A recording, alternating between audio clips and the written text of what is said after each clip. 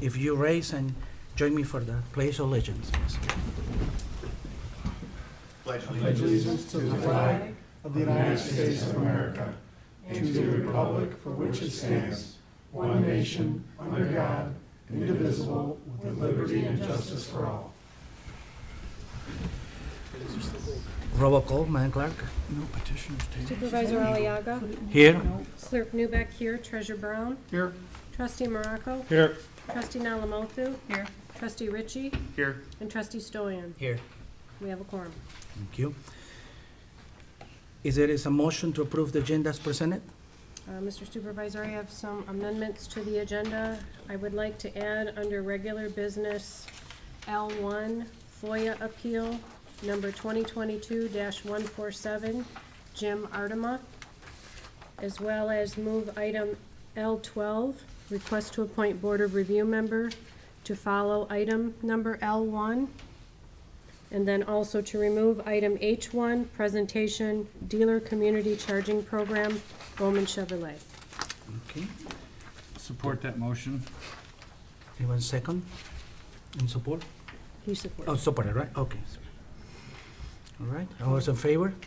Aye. Any opposed? Okay, motion carried. All right. So we don't have a presentation. Oh, excuse me. We go to public announcements. Any board members or individuals in the audience that would like to make a statement containing any recent or coming event? Ron, Paul, anyone? No? Well, I have a quick one. Sure. I'd like to welcome Matt to his first official meeting. Thank you. And just hope everyone has a great break for the holidays and a happy new year. And I'm not sure when you close down, but, We close Friday. okay. First day. So enjoy your time off. Well deserved. Sure. Merry Christmas. Welcome, Matt. Thank you. Sure. I will just have a couple comments. One is about, I want to thank everyone in Parks and Rec, our director, Derek Smith, Lisa Christensen, and Larry Haas. They did a great job in the Baker Park. They put together a nice Christmas event. It was very nice, well attended. It was very, very nice. Actually, I had a couple of people that came from Peru. The mayor of the city of Ura, she really enjoyed a lot to see how we celebrate Christmas here in Independence Township. Also, we have a video. There's a nice video put together for John Elkey. It's about to support local businesses. It's on TV already, on YouTube and our channel. On Facebook, we have 1.8 views this morning. That was very nice to see. They have a lot of acceptance in the community. And then I got a call from Representative Mike Harris and Treasurer Brown regarding a possible, most likely, investment coming to Independence Township from Lair Corp, who is going to invest around $112 million investment coming to Independence Township. Is looking around 500 new jobs. I will give you an update probably in the next couple of weeks about that, which is very good news, you know. We always want to see more jobs and businesses in our community as well. And also I want to thank Claire Newbeck and Treasurer Brown and Trustee Morocco. They have helped me a lot in the last couple of weeks. That's why we have this great, we're going to have this good package for everybody today. And I want to thank you guys because you guys put extra time, help me out, and we finally get it done. I mean, to present it for you guys today. That will be all. Thank you, Paul. All right. Anyone on the public that would like to say a few words? Anyone on TV land? No? All right. We don't have a public hearing. We don't have a presentation, right? Correct. We don't have any presentation, so we move to the consent agenda. We have 3 items on the consent agenda. We have request to approve the Board of Trustees regular closed session minutes of December 6, 2022. And then we have a request to approve the December 13, 2022 check run for $286,702.09 and ratify the December 9, 2022 payroll of $285,175.13. Then we have request to appoint board and committee member, and that will be all. And do I have any, is there a motion to approve the consent agenda as presented? Support, I'll move to, what? No, the What? number you read for the December 13th check run is not what I show. Oh, which one? The second one, Request to approve the December 13? yes, Oh, check run, yeah, 286? no, 461. Oh, 461, okay, that's what I see here. All right, 461, okay, I just All right, wanted to thank you. clarify that. thank you, Terry. Is it different on the? I read different numbers in the, Yeah, so I just wanted to clarify that before it's approved. So which number was okay? This, It would be both of them. All So right. the check run in 461,000, the first one, and then the second one was payroll. So if Okay. you want to read both of those numbers, just to okay.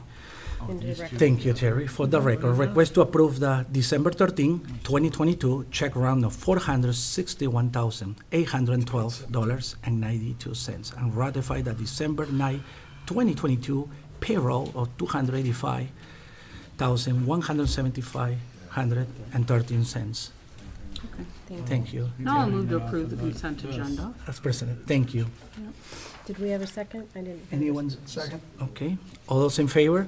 Aye. Any opposed? Motion carried. Yeah. Okay. We don't have nothing removed for the consent agenda, so we're going to regular business. So Yes. we had, So regular business number one is a FOIA appeal for FOIA request number 2022-147. Jim Artema, we received. Jean Arment is here, okay, Hi. okay. Received a FOIA request from him on December 11th, and I responded to his letter on December 15th, or to his request on December 15th, denying his request. And I believe he's here to address that. Thank you, Madam Clerk. Did you get my letter? Good evening, Mr. Good evening. Did you get my letter? And have you had an opportunity to read it? Yes, I got your letter. Okay, have the others had a chance to read it too? Yes. Okay, good. Yeah, I guess, just backing up a little bit, we had some issues with, I'm sorry, can I interrupt you? Yes. You need to please state your name and address in the microphone. okay, my name's Thank Jim Artema, 8918 Stonewall West. We had some issues with how our taxes are calculated, and so tried to work with the tax assessor to figure that out. She wasn't very helpful. And so she said, well, you just go figure it out. Here's the tax assessor's manual. So I started digging into it, and I found some issues. Then we had a hearing with the tax tribunal, and at the hearing, the judge asked her, why won't you show him how his taxes are calculated? And she said, it's our policy. I thought that was unusual because the state tax commission guideline says it's our right to review and scrutinize how our taxes are calculated. So that was in October when that happened. So then I was in to get signatures, and I thought, well, I'll ask again, how are my taxes calculated? And then I also asked, can I see this policy that she testified under oath that you have, that I can't see how my taxes are calculated? And so then they wouldn't give me that, so I followed up with a letter, and that became a FOIA request. And then I was shocked when I got the FOIA request, and it was denied. And the reason for denying my FOIA request was MCL 15243, Section 1, Part 5, which says that might disclose law enforcement investigative techniques and procedures. I have no idea how me asking for the tax assessor's policy is going to result in disclosing law enforcement investigative techniques or procedures. That absolutely makes no sense at all. So, the definition of law enforcement, I went through that in the letter. The tax assessor office is not considered a law enforcement. They're not trained as tax or law enforcement people. There's no any emergency or anything else happening. So I don't understand why that would be in a rejection for my FOIA request. It just makes absolutely no sense at all. So that's why I sent the appeal for that. I'd like you to grant my appeal and have the tax assessor's policy posted on the website within 5 business days. I think that's the right thing to do. It's according to the law. We're all up here to follow the law and uphold the law. So I don't see why this is an issue. Okay. Dan, is it okay if I respond about the MCL? Yeah, I think there's, maybe, grab there a second. Okay, Dan Kelly, Township Attorney. Specifically, the request was denied pursuant to 15243 V, 1V, which are records or information relating to a civil action in which the requesting party and the public body are parties. So it's my understanding that the appellant does have a current and active tax tribunal case, and that is considered litigation, and that's why the appeal was denied. So I'm not sure. I see your denial. Do you have it? Yeah, I do. Just one moment. I think there's a mix-up with regard to the MCL numbers. Yeah. There is no mix-up. He quoted the right statute. That's what that was on there, but that is not what it says. I stated it word for word on there. It says in the MCL, disclose law enforcement investigative techniques or procedures. I don't know where he got this thing about there's some ongoing litigation. It doesn't say that. Go to MCL 15243, Section 1, Part 5, word for word. It says disclose law enforcement investigative techniques or procedures. What he said is not true. It does not say that. It's not 5, excuse me. It's not 5, it's 1V. All right, so 1V references that if there's pending litigation, it's appropriate for denial. Do you want a copy of the statute? Yeah. Okay.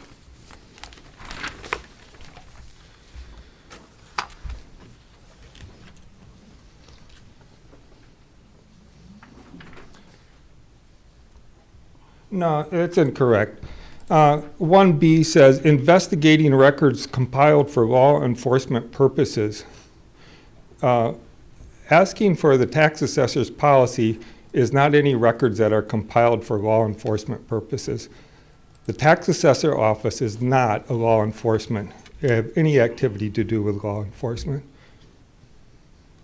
So he's referring to 1B. Again, that refers to law enforcement. That doesn't apply here. Sir, it's 1V as in Victor. We just went through 1V. On the back, ju- I think it's highlighted for you. I highlighted it. 1V as in Victor. Records or information relating to a civil. I can help this. Okay. You're reading a Roman numeral 5 as a V. You see that? All above it is double I, then you've Yeah, got, I see that. there's subsections. I certainly understand why you made that mistake, because I looked at it too and thought it was a V. That's a 5. You'll have to go much further down, because below that you see C, so you have to go much further down into the law to find V. Okay, I see it. You have it Yeah. highlighted here. Yeah. Okay. Where did I go then with the, Yeah, well, the 5 is a Roman numeral. It's a V that's really a Roman numeral 5 under section B. So that's a subset of B. That was an easy mistake to make. I was just reading it going, that's what it says, but I realize now that it's different. so now you're jumping down to the V on page 2, at the bottom of page 2, is that correct? It says here, records are information relating to a civil action in which the requesting party and the public body are parties. Is a tax tribunal, is that a civil action? V. Mhm. It's litigation. Is it Yes. civil? No, I'll let our attorney answer. I don't think it is. I would like, Oh, I don't think it is. okay, I think it, yeah, my understanding, there's like criminal, there's civil, and this falls under administrative. This is administrative procedure, not a civil or criminal procedure. can you answer that then? Are you done? Yeah, sure. Okay, yeah. Okay, so before the board, I'll address, it clearly is a civil matter, and it's pending litigation is the standard for whether or not you can there can be a denial. My understanding is, and this was actually denied by a tax tribunal attorney, because there is pending litigation involving a tax tribunal matter. So the board, this is an appeal of this denial, so the board basically sits as a judge with regard to whether or not that appeal was appropriate in this case. The documents that were requested are directly related to the policies, the calculations of how the appellant's taxes were calculated by the assessor for the township. There was a denial issued by the clerk that was based upon, very simple, that there's a pending matter between the township and the appellant. So the board today, and why it's in front of us at the last minute, is because of the holidays and so forth, we have to make a decision within 10 days. And so the clerk and I and the supervisor and I contacted the appellant earlier and said, we're going to hear it tonight because we only have this 10-day window. And so the board has three choices. Either you uphold the denial, you reverse it in part, or you extend it for another 10 days to come back and decide it. From my perspective, it's a pretty simple case. I think the appellant understands that there is a pending matter. He disputes whether or not that's a civil litigation or not. It's a pending litigation between the parties. He has the opportunity to get this information through the tax tribunal. He may not be able to do it now because it's on appeal or whatever the status is, but that's the whole reason why you don't seek a FOIA when there's pending litigation, because there's alternative ways to get that information. You go to the judge or the administrative law judge and you ask for that information. So I don't know if he's done that or not. I don't know anything about the underlying case, but that's the basis for why the statute specifically excludes matters that are in pending litigation. So if there's any questions, it's my recommendation we resolve it tonight, but yes. I have a Trustee question. Morocco. And because I'm new to the board, so the FOIA request is for him to try to find out how we calculate his taxes, Yes. right? Yes. And so for Can I clarify that? Yeah. He doesn't want to know how we calculate the taxes. He's trying to figure out how we assessed his property. The calculation of taxes is based on the millage rate against the taxable value. Right. We're not talking about the calculation of taxes, are we? We're talking about the calculation of taxable value and state equalized value. So Just wanted to clarify that. Thank you. Right. So the basis that the township used to appraise people's property, which is on everyone's mind. Right. Uh-huh. What are the, where are those guidelines posted for the residents to know what the what that equation is, and how do we derive that? Because it's on everybody. The taxes are going up, the MTA just jumped everybody, now all of a sudden everybody's property values are increasing, because property values, but they're gonna plummet soon, and so everyone should be concerned that they're escalating at a rate that is unsustainable. Right. But just as a citizen too, is that information public so that people could, I'm just not familiar with so people would have an idea to have some checks and balances as a layman's, because they have the basic knowledge of how we calculate that, and only because I'm not aware of any procedures. So if somebody could just tell us what information's out there and how much of it's provided to the residents and where. Yeah, well, first of all, I don't think I possess that information, to be honest with you. Having a professional assessor who does that. I reviewed the request. There's some areas of the request. And let me back up. In a FOIA request, the township is required to produce documents. They're not required to create documents. I don't know if this request is actually asking for a physical document. It asks for policies, and I don't have it memorized, tax records and methods, all right? So I don't know if that's written down or in a document. So one, if it's not in a document, the assessor is not required to create a document, i.e. explain their methods. If there's policies that are followed by the assessor or a training manual, I mean, that document may exist. I don't know. But for a citizen and or a board member, it may be available. I just don't know the answer to what is or isn't available. The problem is that when there's pending litigation for a whole slew of reasons, in that circumstance, the appellant or the applicant for the FOIA request has to go through the litigation avenue to get those documents, and you cannot use the FOIA. That's the rationale behind the denial. And I understand all the legal Right. parts of it. I'm just wondering, as an informational thing for people with taxes coming up, is that information available? Would they be able to get that information? And if they weren't under litigation, what would you FOIA to find out the guidelines that are being used against your appraisal of your property? And is that public knowledge of what's used? I would think it's regulated in some way with a formula. Well, I'm not sure that there is you'd have to ask the assessor. I don't know I if didn't know there's if an anyone actual. up here might have known, Well, because yeah. they've been here longer, I mean, you know? I can tell you that the assessor has to follow very strict guidelines from the state Right. on how they go through the process of evaluating and reassessing properties through the township, and failure to follow the guidelines of the state. And are those Would- public would- knowledge? Sure, that stuff could probably be looked up. I'm trying to generalize somewhat, because I'm not an assessor, and Right. it is more complex than just having a formula. No, I get So- it. I'm just, just it would be normal for somebody that's assessing your taxes, that you would be able to verify how they came to the conclusion. I see it That's on the just a screen. checks and balances. I just wasn't sure of the procedure. Okay. I Why don't you believe, clear it through Dan first? can Kim Finley, can you speak in this matter? Or- Sure. I'd hope we would stay on the appeal that's in front of us. All right, we just And we stay- can address Okay. these issues We'll after find we them. resolve the All right, appeal. so, Okay? all right. Yeah. I mean, I guess- if Kim has something to add with regard to the appeal, then that's fine. All right. Kim, is something you would like to say? Oh, there's no audio there. I can't tell if she's muted or, So Mr. Ardema did want to address the board one more time? One more time, I'm sorry. Yeah, one more time, I'm sorry. To answer your question about the taxes, it is difficult to understand. On page 2 of the valuation report, they have a bunch of codes, they have a bunch of numbers. I was trying to figure out, how are these numbers calculated, and what do all these codes mean?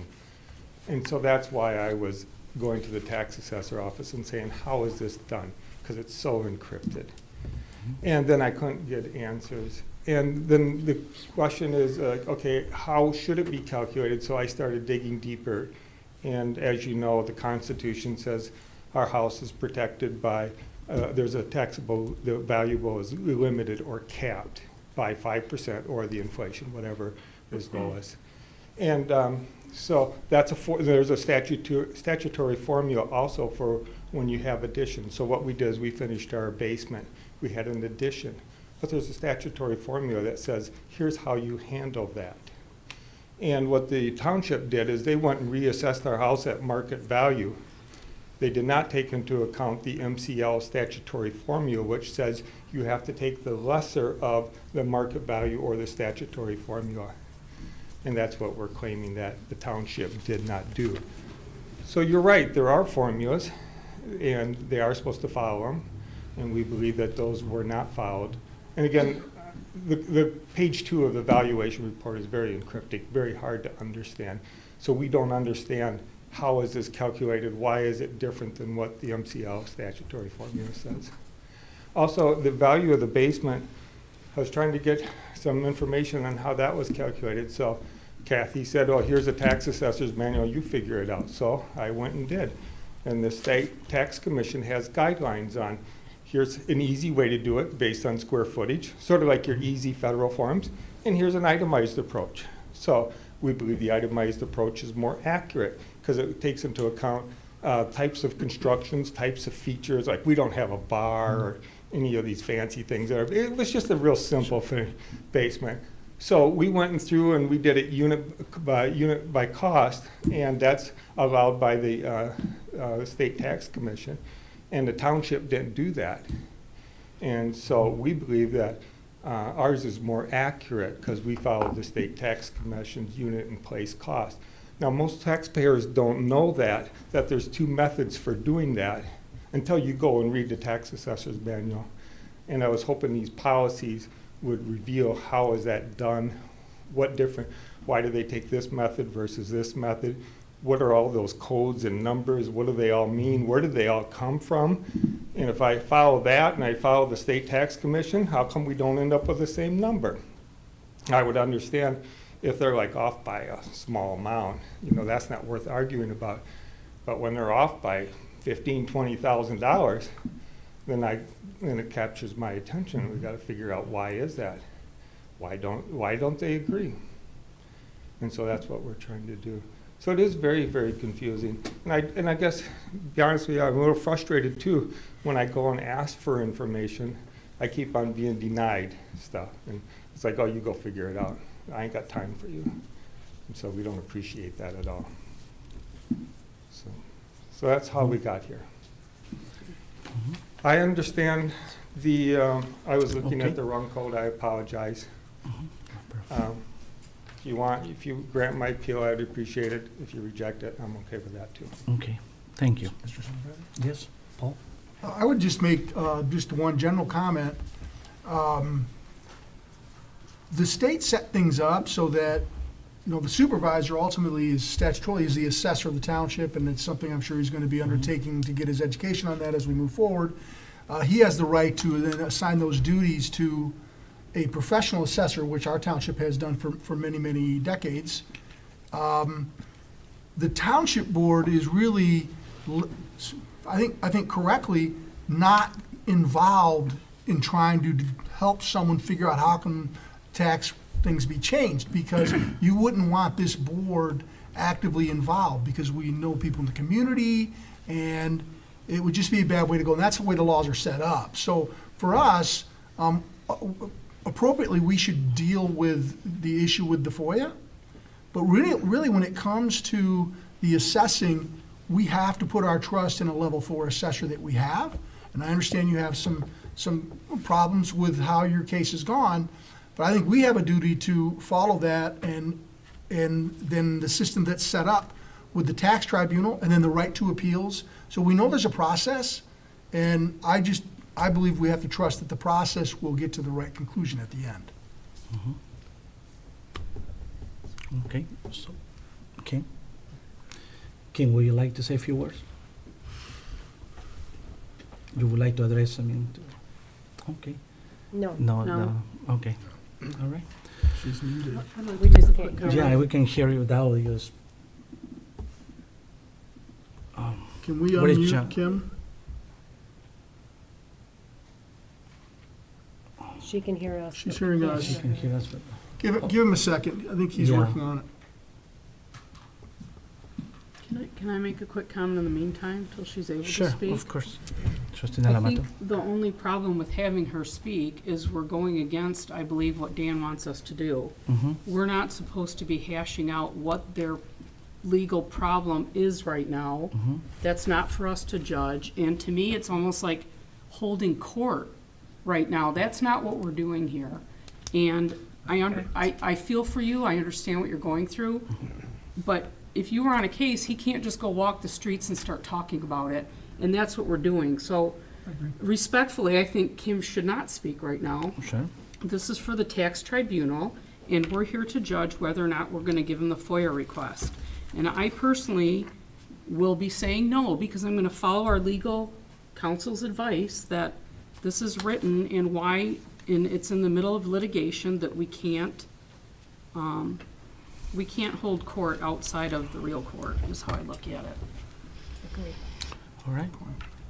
So, I'm in agreement with Terry because of the procedural thing, but I would suggest, and maybe it's appropriate to ask, that Kim in the future, and not specifics, just kind of give us a memo or a guideline of if there is any process or procedure that is available. And as it sounds like it should be something that people should have access to, some general information of how it's done.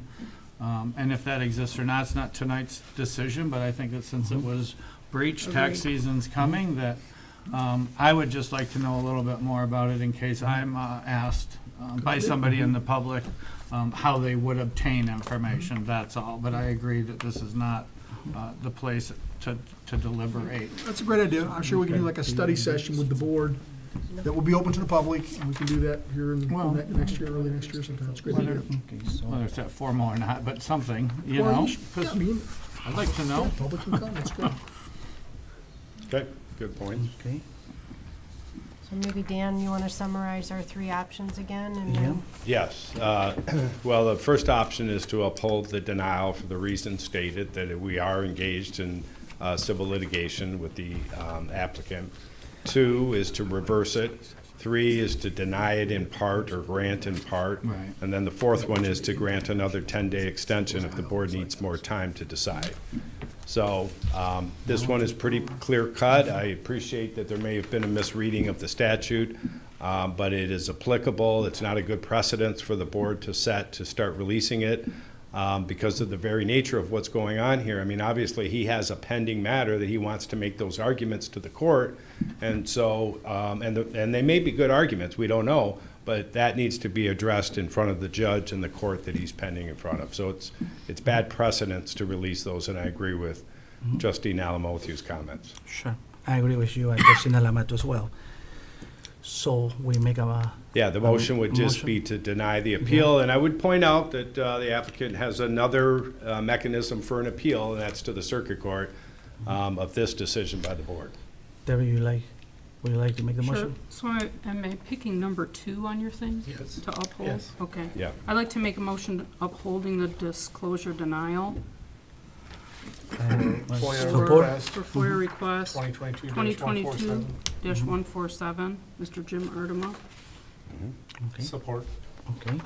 Ron supported. All those in favor? Aye. Any opposed? Motion Okay, carried. thank you. Okay, thank you. We'll make sure you know when we have the study session. I figure we're gonna have a study session at some point in the next few months that will be before the board, in public, where the assessor can talk to the board and explain to us the process, and public will be welcome. Pardon? May I send you an email? I don't know. I mean, then that should be okay, right? I think so, right? Can Mr. Ardeman send an email? Yeah. yeah, okay. All right. Okay, well, I think you should send it to everybody. Don't single me out. Yeah, Well, now we're getting into the same issue again. We have a pending Right, case. I We don't can't- know anything about We it. can't respond. Right. Yeah. So. It's not within our authority, but Right. we can get involved, yeah. yeah, Thank you for your time. Thank you. Okay, good luck. thank you. Moving on, thank you. So we're going to Ken, right? no, that you've got your code of ethics next. Then, Okay. well, we'll check and see once we get to her, see Okay. if she's got it. If not, we can read it. Okay, moving on, we have the request authorization for mandatory training for Township Board regarding the Code of Ethics. Since the first week when I took office, I spoke with our municipal attorney, Dan Kelly, and I asked Dan, back in the day, we used to have this with JOPICs. We used to have a training, and actually I got one of the books, actually. So I give it to Dan, and I share just an idea with Dan, and which Dan agreed with, that we should, all the members go for some code of ethics. And I think it would be a good thing. And I asked Dan to be Dan can do it, this service for us, and I just want to bring to the board attention that I think it will be the right course for all of us. I open this for, Can I speak on this a Sure, little bit? of course. I'm sure it mainly pertains to myself. yes. Of course, I believe it's a good idea, and I also welcome and want ethics training. I think that, I'm sure that there's procedures and etiquette that I'm unaware of, and I want to make sure I'm staying in bounds.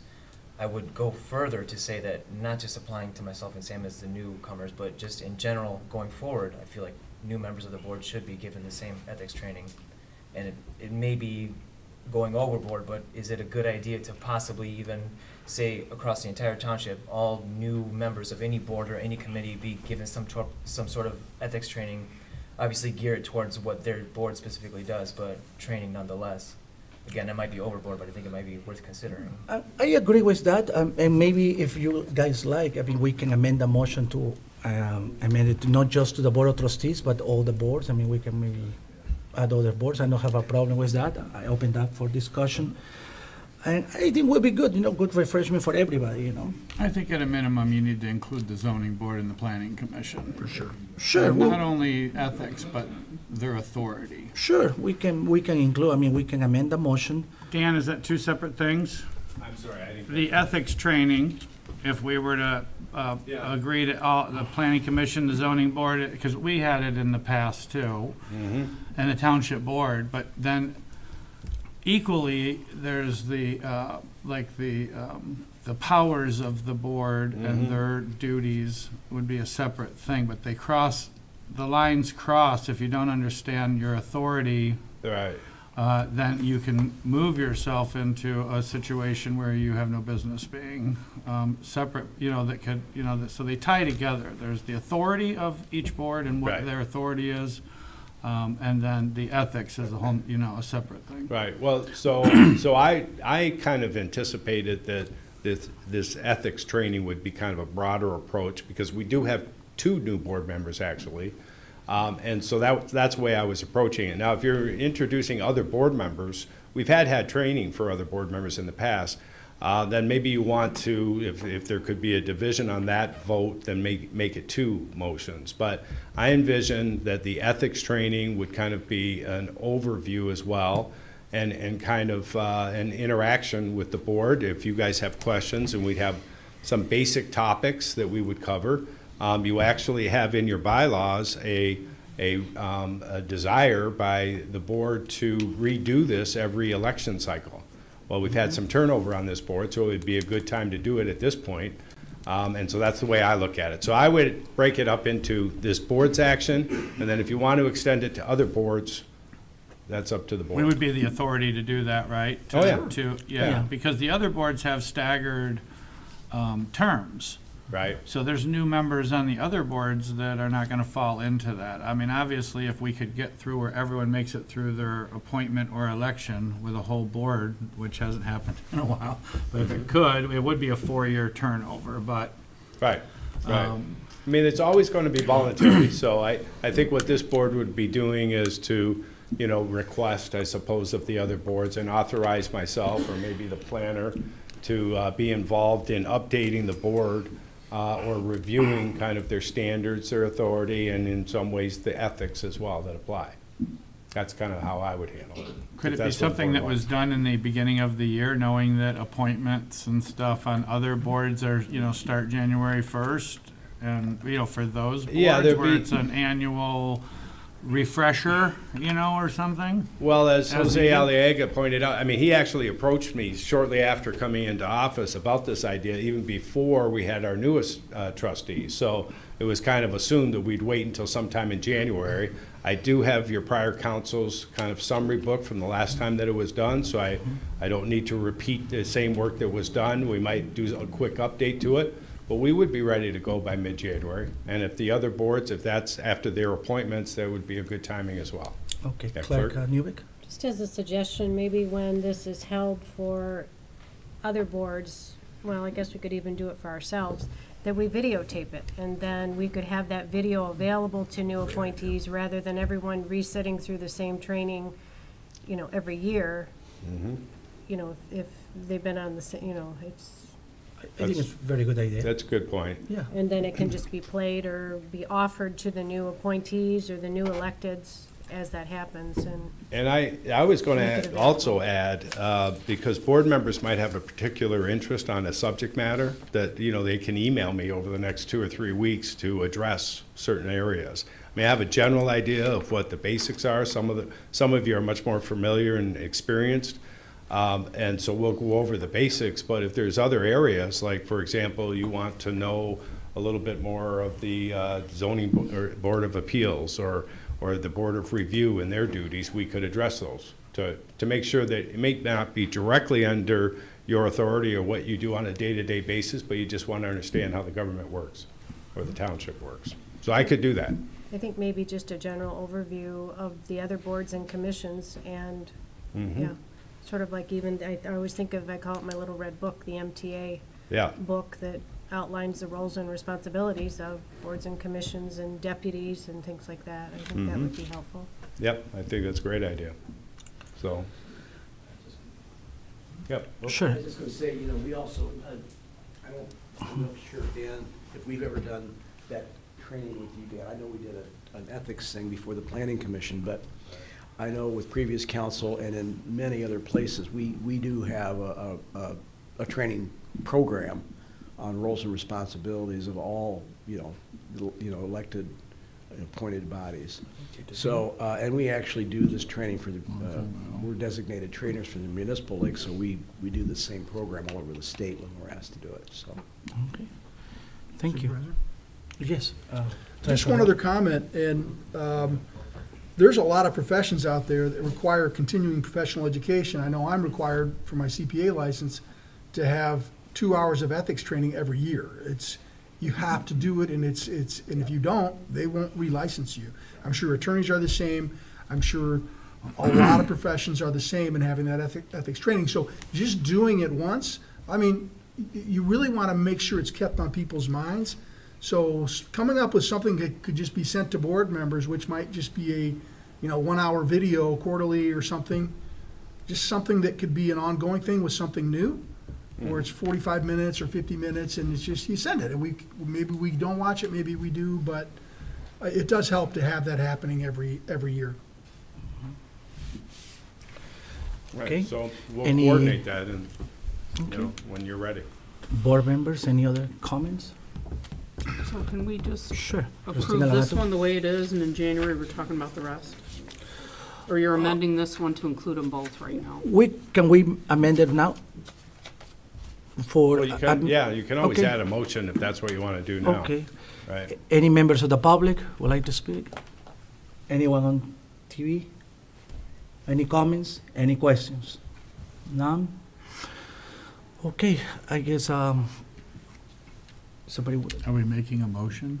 yeah, you can make a motion, but we need to amend the motion with, I'll make a motion that we direct the Kelly firm at this time to schedule ethics training for the Independence Township Board, along with the Planning Commission and the Zoning Board of Appeals, including an overlay of duties and responsibilities of all boards that would pertain to business of the Township Board. okay. Motion is made. Any support? Okay, trustee Richie supported. All is simple majority, so all those in favor? Aye. Any opposed? Okay, motion carries. Thank you, Dan. Now the second is gonna be your late submittal. Yes. Correct. The request of appointment of the Board of Reviews members.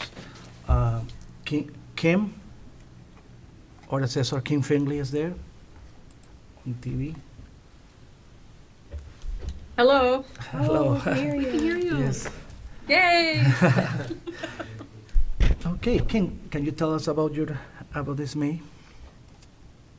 Yes, we have board review appointments due to be renewed, updated. They expired 12/31. And Justin Harrell, Lori Fitney, and Vicky Navarre have requested to come back and be reappointed. Lori Fitney would be moving up from alternate member to a regular member. And Cheryl Waring is the recommendation for the new alternate member.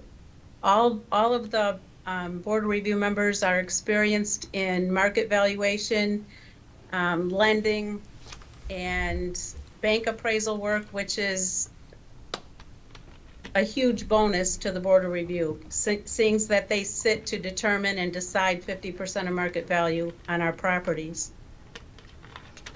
Okay. And you interview the 4 candidates, right? I mean, you Yes. Okay. Is any question from members of the board? Trustee Ritchie? I was just reviewing the packet, Kim, and noticed, I guess, the applications from some of the people that you mentioned, but I didn't see any application or background on Cheryl Waring or Wesley Brooks in the package. There was a application from Patricia Drolinsky and the other three people. They were included in my submission to the supervisor's office, but we had a misunderstanding as to who was submitting to the agenda mailbox. So they may have been left off on that last submission. But they did both send in applications. Very good. Yeah.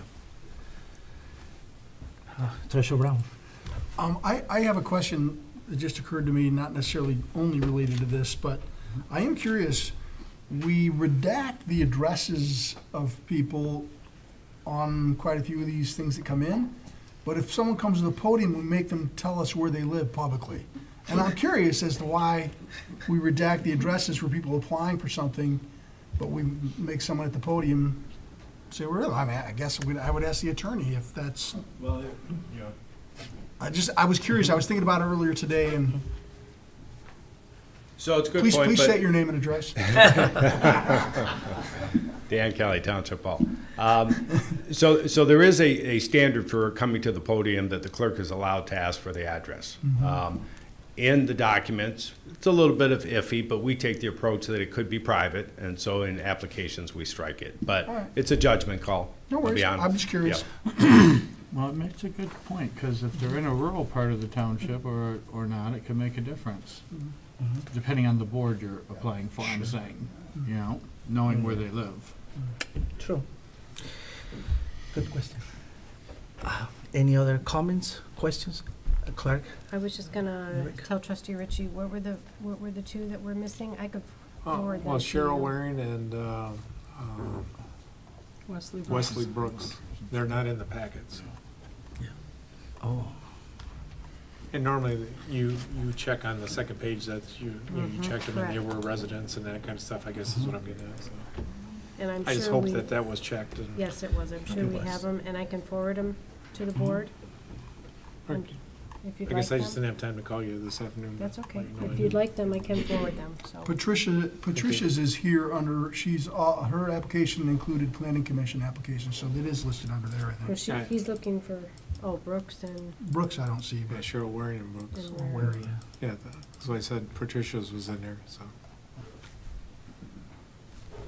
okay. should the board appoint, then I can forward that after the meeting I if you're interested. just wanted, I want to make sure that she, was checked and she was Sure. verified to be a resident and everything, so. Since she is one of the ones being appointed, so, or proposed to be appointed. so. Absolutely. Any other questions? Members of the public? It's the last one. Anyone on TV? On Teams? No? Okay. Okay, I'll move to reappoint Justin Harrell to the Board of Review for a 2-year term expiring December 31st, 2024. Anyone support the motion of trustee Yamato? Support, okay. All those in favor? Aye. Aye. Any opposed? Motion carries. I'll move to reappoint Vicky Navarro to the Board of Review for a 2-year term expiring December 31st, 2024. I'll Support. sec- Okay. Motion having second. All those in favor? Aye. Any opposed? Motion carried. I'll move to appoint Lori Fitney as a regular member to the Board of Review for a 2-year term expiring December 31st, 2024. Any support? I'll support. All those in favor? Aye. Aye. Any opposed? Motion carried. Next, Lastly, I'll move to appoint Cheryl Waring as an alternate member to the Board of Review for a 2-year term expiring December 31st, 2024. any support? Support. Okay. All those in favor? Aye. Aye. Any opposed? Motion carried. All right. Thank you, Kim. Thank you. This where you can find your right. agenda items over there. Next, we have the request to approve the second reading for the amendment of the DDA ordinance. Dick? Yes, don't worry, Dick. I was just back here yucking it up with the township attorney.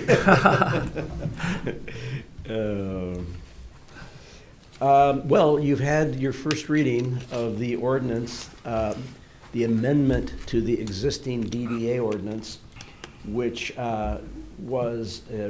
is intended to remove two self-imposed restrictions that are unnecessary. One was the time limit on the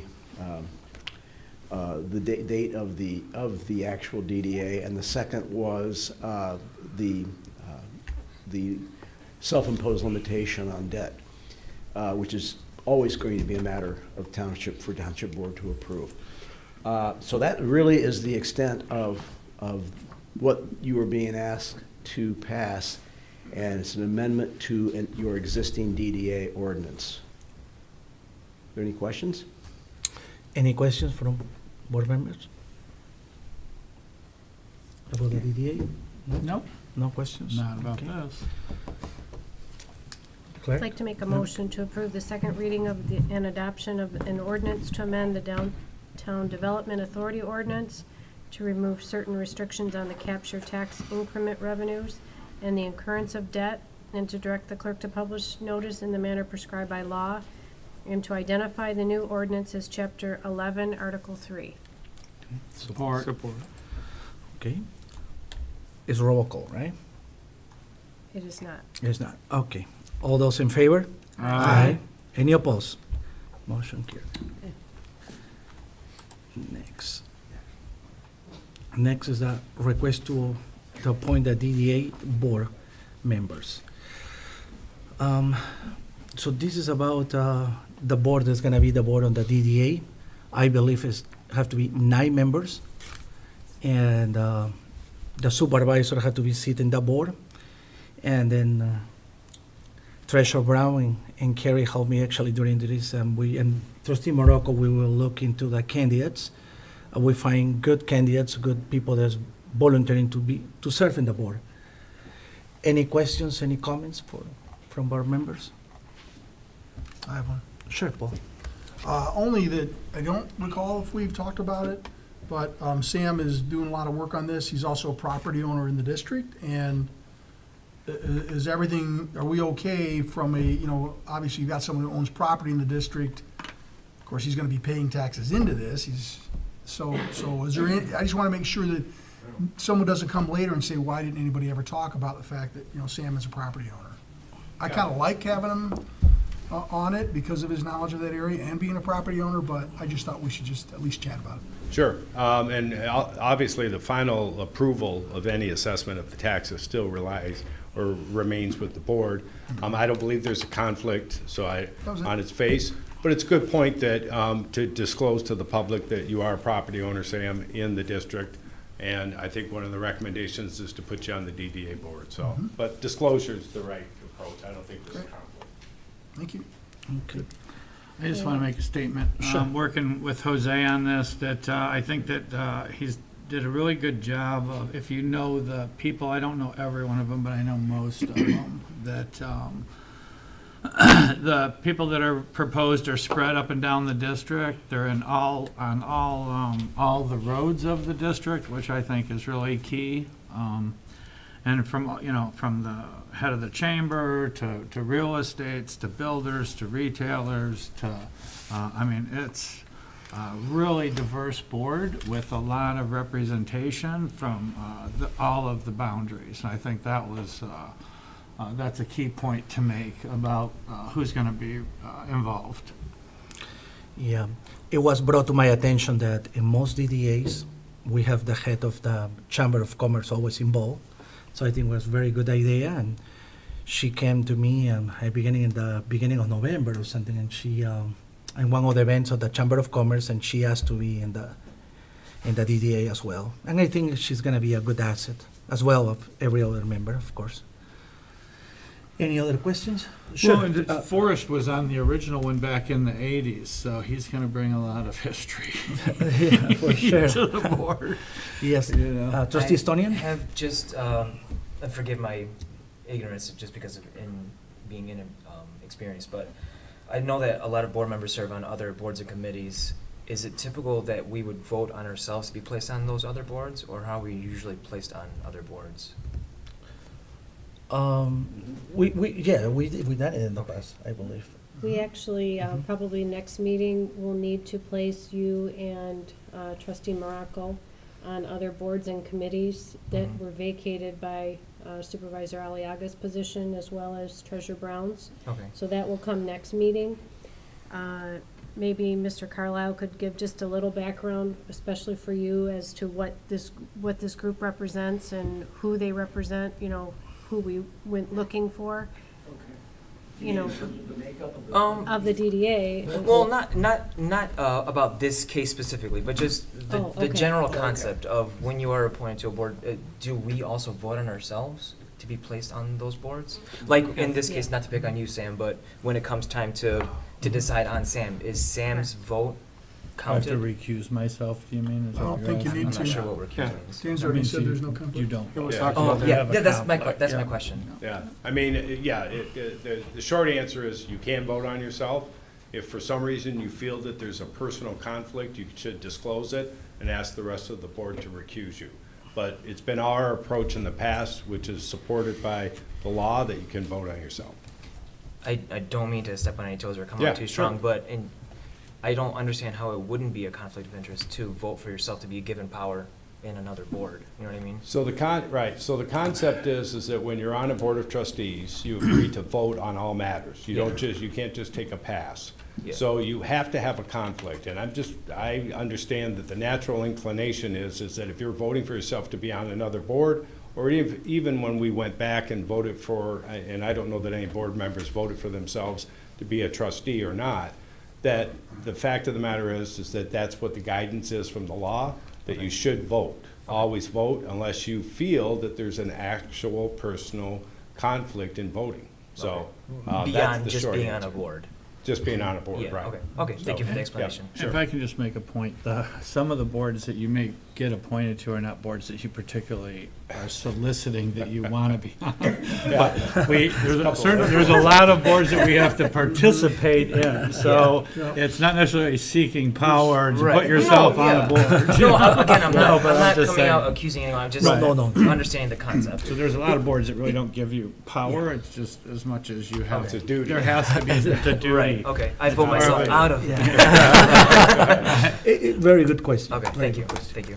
That's a good question. I did have a couple comments. Sure. Clark Newek? Susan Auger was Yes. included on the MAIF, but we did strike her Mhm. as it was found she was not in the district, just so that the public understands that if they're looking at the MAIF and maybe why she was struck out. And there was some talk earlier with Mr. Carlisle about appointing members at large. If we are appointing one or more members at large tonight, is it necessary that their appointment is stated as they are a member at large? I don't know if, That might be a legal question, but my short answer is no, I don't believe so. it's technically. As long in our- as you meet the requirements of the law in terms of, it's specific in terms of 7 members. 5 members must have a interest in property. 8. 1 member must be the township supervisor, and 1 member must, because of your population within the district, 1 member must be a resident of the district. Okay. So that means you have 2 more appointments, and, as long as you meet the criteria of what the membership says in the statute, then I don't think you necessarily have to appoint them as an at-large member. Okay. Okay, so the criteria are 7 members. Pardon me? The criteria are 7 members. You're specific to some members, Mhm. and then you are able to appoint 2 more members to make it a 9-member board. Yeah, okay, Okay, thank you. thank you. Any other questions from board members? I think my only other Mhm. comment would Sure. be to add to the appointment motion, should we move that it's contingent upon, or conditional upon acceptance of a legal property interest, as that's, Agree. That should be, So yeah, if that can be added to the motions for the appointments. absolutely. Okay. Okay. Okay. Any other comment? Members of the board? No comments, no questions? Members of the public? Anyone on TV that would like to make a comment or question? No? Okay. Kerry, would you like to make the motion? So Sure. Just one question. Sure.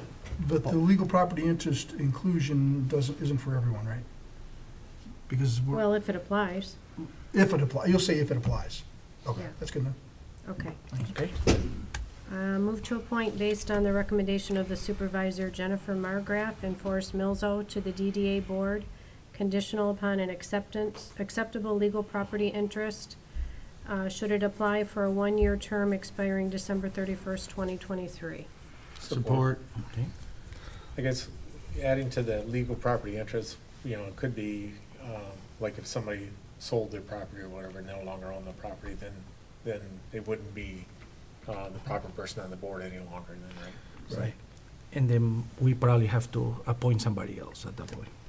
I'm just saying that's, in case somebody doesn't understand why we are adding that language in there. Sure. Good point. Thank you, Ron. Okay, so the motion is made, it's already seconded, right? So all those in favor? Aye. Any opposed? Motion carry. Motion B, I carry. move to appoint, based on the recommendation of the supervisor David Gittens and Eric Yankee to the DDA board, conditional upon an acceptable legal property interest, should it apply for a two-year term expiring December 31st, 2024. Support. Thank you. Motion is made, it's already supported, so all those in favor? Aye. Any opposed? Motion carry. Motion C, carry. Move to appoint, based on the recommendation of the supervisor Madeline Deshawn and Nate Neiman to the DDA board, conditional upon an acceptable legal property interest, should it apply for a three-year term expiring December 31st, 2025. Support. Okay. All those in favor? Aye. Any opposed? Motion carry. Motion D. Move to appoint, based on the recommendation of the supervisor Kimberly Harper and Sam Morocco to the DDA board, conditional upon an acceptable legal property interest, should it apply for a four-year term expiring December 31st, 2026. Support. Okay. All those in favor? Aye. Any opposed? Okay, motion carry. And lastly, motion E, which was not on your MAVE, but we motion to appoint Supervisor Aliaga as ex officio member of the DDA board with a term to expire at 12 p.m. on November 20th, 2024. Second? All those in favor? Aye. Any opposed? Motion carry. Thank you. I have faith on this DDA, and thank you so much, board members. Appreciate it. If I may, Mr. Supervisor, I will be preparing a information packet for these new board members, and will provide it to them upon your approval. I want to make sure that these new board members are going to be able to more or less hit the ground running, basically, because we've got a lot of work to do in January to get a plan approved by the end of May. So we'll be putting that together and getting it out to them, at your direction, okay? Okay, Okay. thank you. Thanks, Dick. Thank you. Did he say when the first meeting might be? No, yeah, but we will follow up with this. Can I ask the procedure to Sure. notify the applicants Sure. that they were on it? Is there gonna be a letter sent out to them or something? Is that protocol? Yes, the clerk's office sends out a notice that they were nominated and then Oh. asks them to come in so we could swear them in. Oh, they even gotta be sworn in. Mhm. Oh, okay. Are we, Thank you. people that have been sworn in, do you have to be sworn in under every board? Yes. Okay. Okay, moving on. Mr. Rick Jagger? No. No. Not yet. No, yeah? We've Oh. got four, Oh, four. planning commission. Oh, planning commission, sorry, I skipped. Sorry, guys. Yeah, how I skipped that. Okay.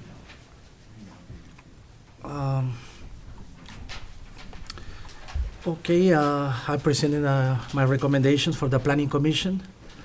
I have two, one reappointment and one appointment for the Planning Commission, and that I will open that for discussion. Any board members would like to, any questions, any concern? Well, I can speak for Tim as a past board member on the Planning Commission. I think that Tim is a good candidate, smart guy, works for a big company. I think he has his vision of the township is good. He's pretty reasonable, and he's pushed back against some developers to get us some better projects than you know, because of his comments and his experience. I think he brings a lot to the table. And then with Eugene Mazza, I like the idea that he's in the rural part of the community, so he brings the perspective of that, and that he has a building background, you know, family man, and he's also in the auxiliary sheriff's department, so I appreciate his community service already that he does for the community. So this seems like it would just extend it.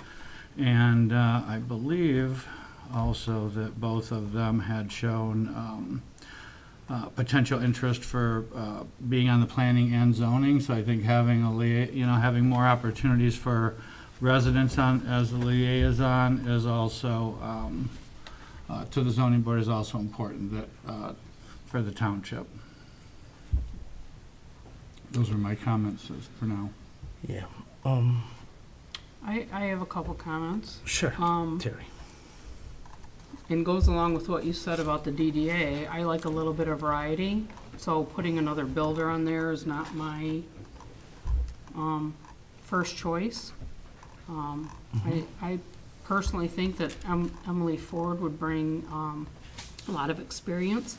And if you looked at the applications on some of these people, they weren't interested in other boards, and some of them specifically only put this one. So that's just my opinion. I have no problem bringing Tim back on there.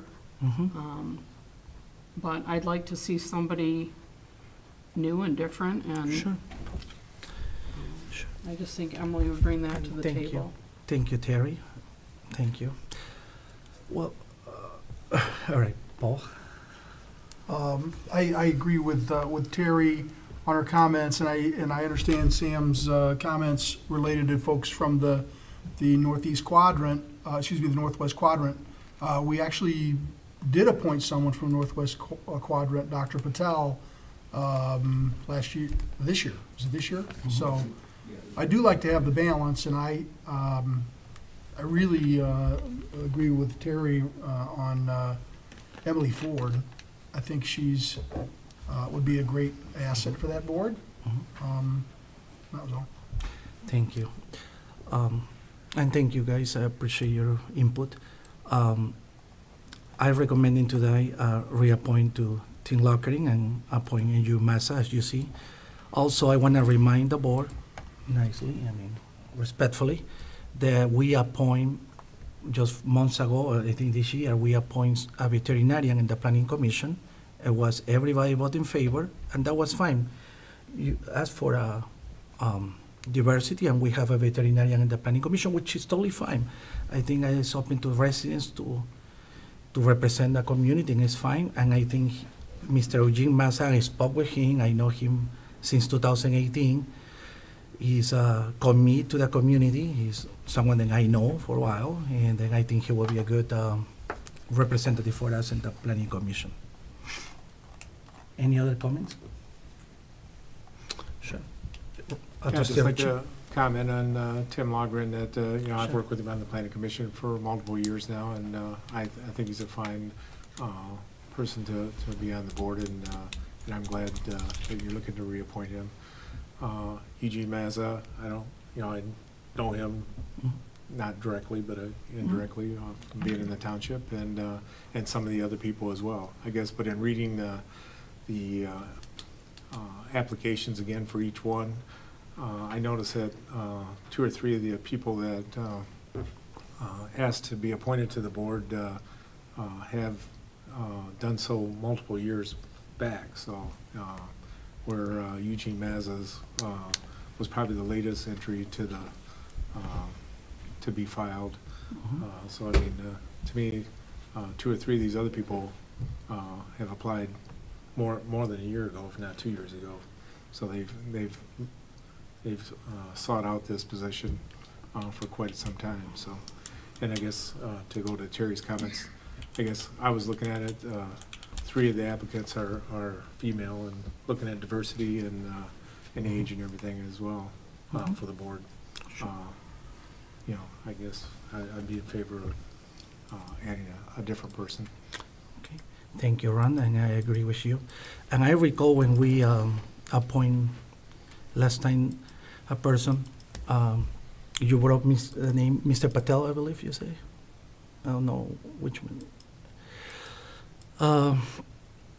You make a good point, but I remember back in the time we have also a candidate. They have a lot of experience in the board. They asked for be reappointed, and the board decided to appoint someone that didn't have any background with the planning commission, and it was fine. I mean, the board approved it. You know, this is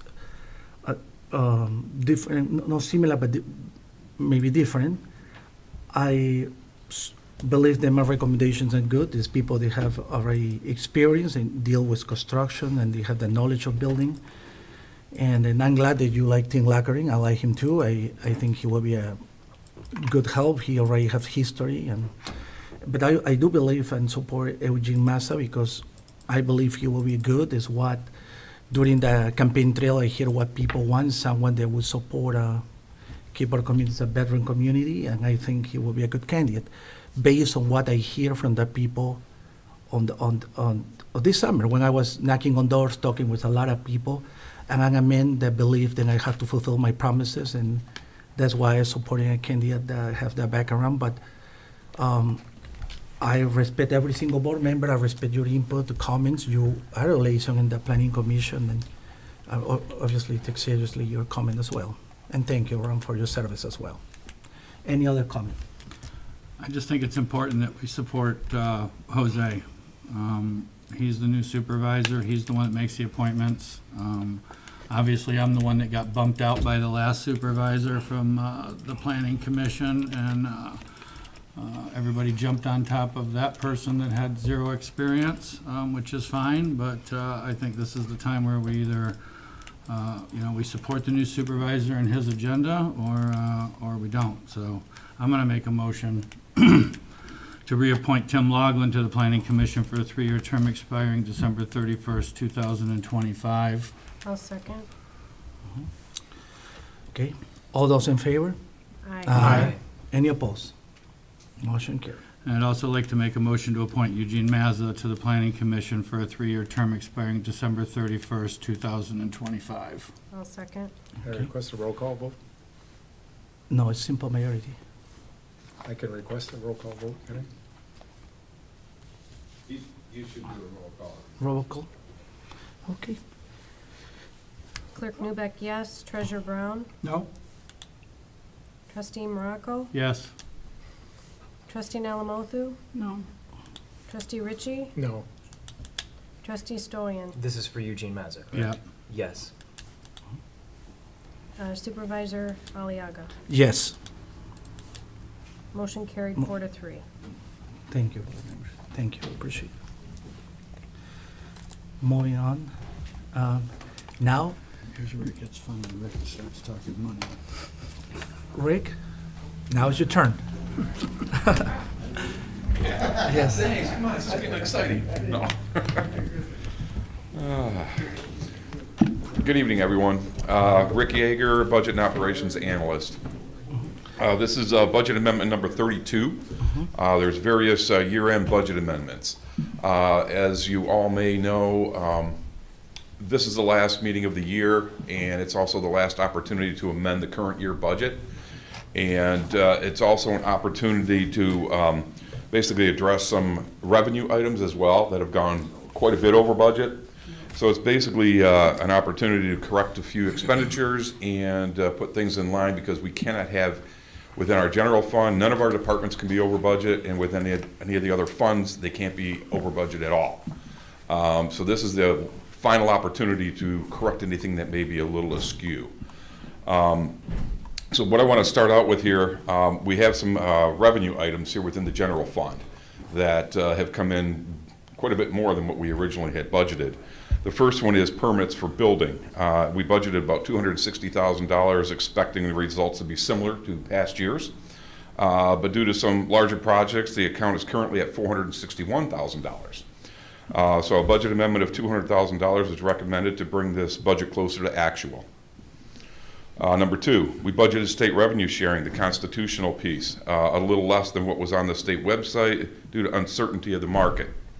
After receiving 4 of our 6 checks for the year, we are sitting at about $2.9 million right now, with another $1.2 million still due to be coming in over the next 2 checks.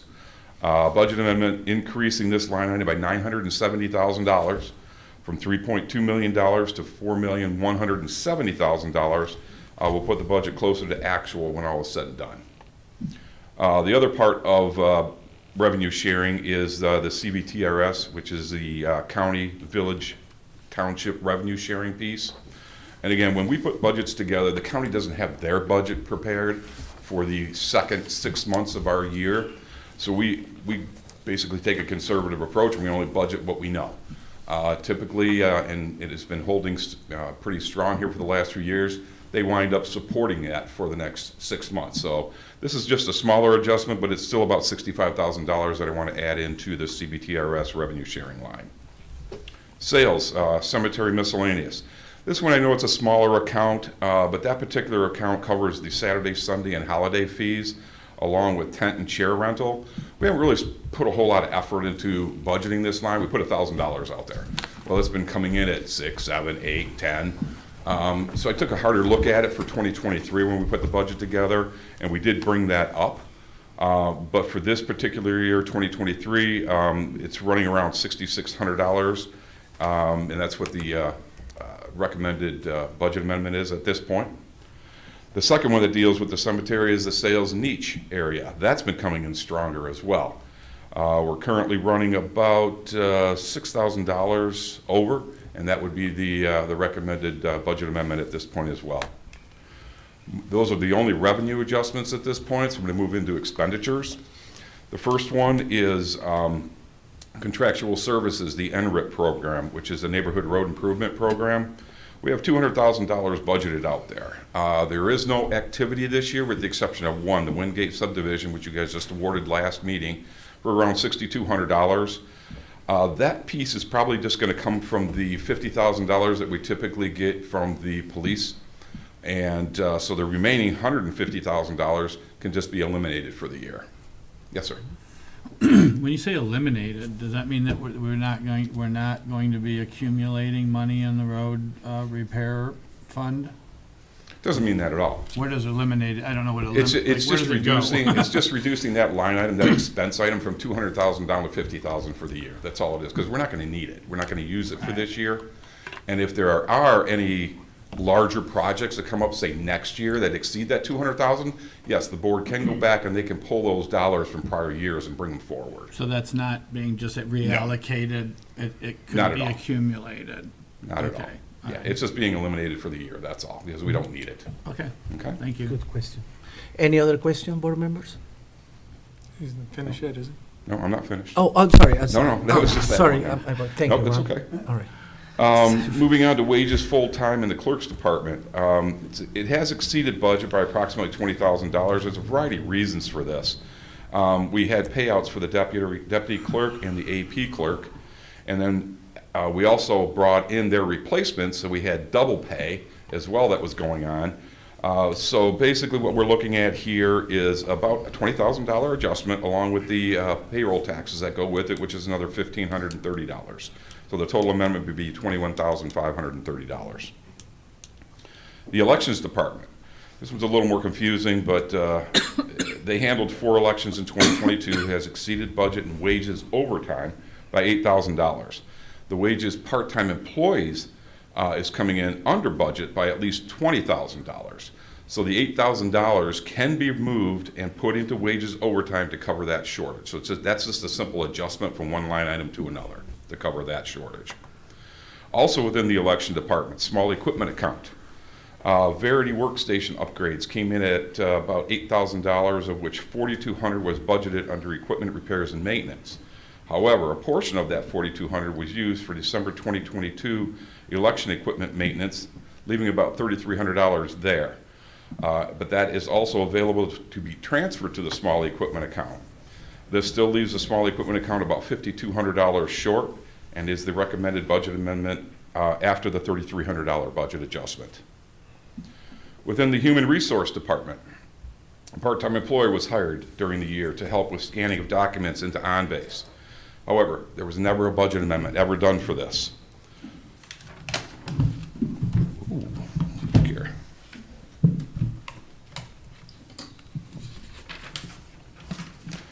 There's been roughly $5,000 spent, and that's what the budget amendment would be, along with the appropriate payroll taxes of $385. Also within the Human Resource Department, we have legal fees. They are tracking on the rather high side. They're actually $8,000 over budget, and that's only through the September invoices.